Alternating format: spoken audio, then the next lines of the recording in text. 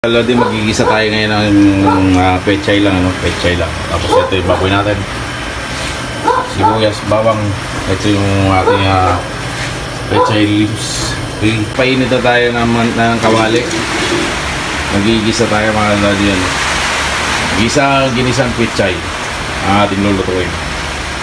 Tapos meron tayo mais dito. Nilagang mais. Para sa ating pananghalian. Okay. Tingnan natin yung mantika mga lord. Kumain ng gulay kaya inagawa natin magluluto dito. Yan. Gusto kong kumain ng gulay.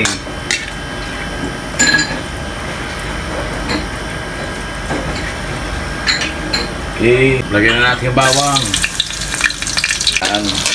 Pa-brownin natin yan. Hindi na natin tinatanggal yung pag ako nagigisa mga lodi. Hindi natin tinatanggal yung balat. Pwede lang yung balat ng sibuyas. Sasama ko rin eh. Yan. Pwede natin sibuyas. Okay. Natin si baboy.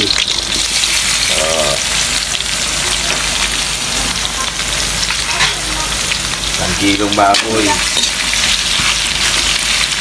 Kaya natin ang paminta para manuot na yung lasa.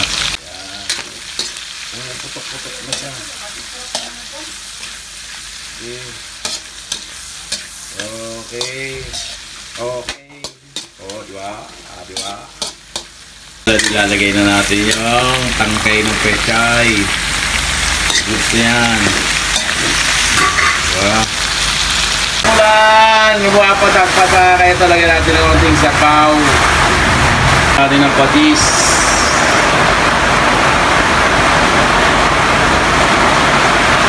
Bigyan natin ng konting asin. Okay.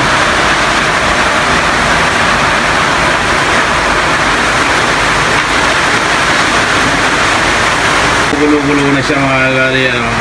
Luto na yung ating tangkay ng pechay. Susunod natin yung dahon. Yan. Okay. Yung dahon niya. Tapos sana lagyan na sabaw. Lagyan na natin. Isa lang yan. Yan, finish na yung ating ginisang pechay. Okay mga ladi, hanggang dito na lang ulit. Maraming salamat sa nakaabot sa dulo ng video natin. Don't forget to subscribe my channel, Michael Doron Montenegro. Okay.